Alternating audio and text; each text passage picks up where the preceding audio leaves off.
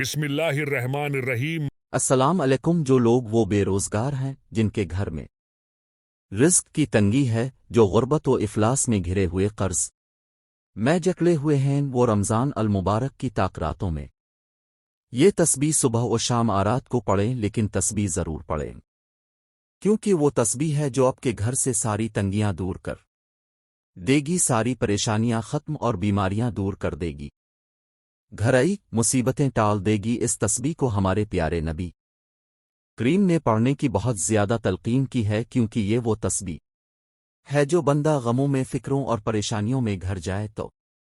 اسے یہ تسبیح کثرت سے پڑھنی چاہیے، چھوٹی بڑی پریشانی سے لے کر چھوٹی بڑی بیماری یعنی تمام پریشانیوں سے نجات کے لیے یہ تسبیح پڑھیں۔ یہ وہ صحیح ہے جو سر سے لے کر پاؤں تک نصیب بدل دیتی ہے، تقدیر بدل دیتی ہے، تسبیح پڑھنے والے کو زمین سے عرش پر پہنچا دیتی ہے۔ یہ وہ تسبیح ہے جو اللہ کو بہت پسند ہے، جب کوئی بندہ پڑھتا ہے تو اللہ پاک بہت زیادہ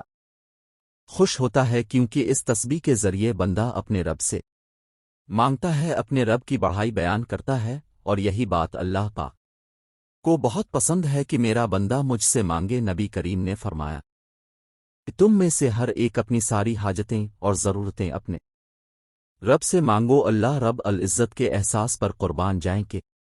وہ ہمیں دعا کی ہدایت کرتے اور قبولیت کا وعدہ فرماتے ہیں۔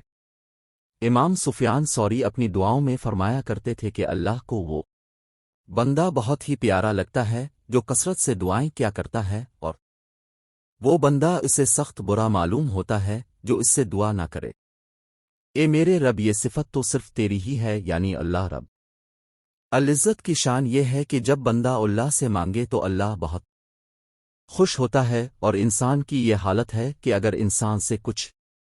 مانگو تو وہ روٹھ جاتا ہے۔ مسند میں ہے کہ جو شخص اللہ تعالی سے دعا نہیں کرتا، اللہ تعالی اس پر غضب ناک ہوتا ہے۔ حضرت محمد بن مسلم انصاری کی موت کے بعد ان کی تلوار کے درمیان میں سے ایک پرچہ نکلا جس میں تحریر تھا کہ تم اپنے رب کی رحمتوں کے مواقع کو تلاش کرتے رہو، بہت ممکن ہے کہ کسی ایسے وقت تم دعائے خیر کرو تو اس وقت اللہ کی رحمت جوش میں ہو اور تمہیں وہ سعادت مل جائے جس کے بعد کبھی بھی حسرت و افسوس نہ کرنا پڑے۔ تو ناظرین، یہ وہ راتیں ہیں، وہ دن ہیں کہ جن میں دعائیں فوراً قبول ہوتی ہیں۔ ان راتوں میں، ان دنوں میں اللہ پاک اپنے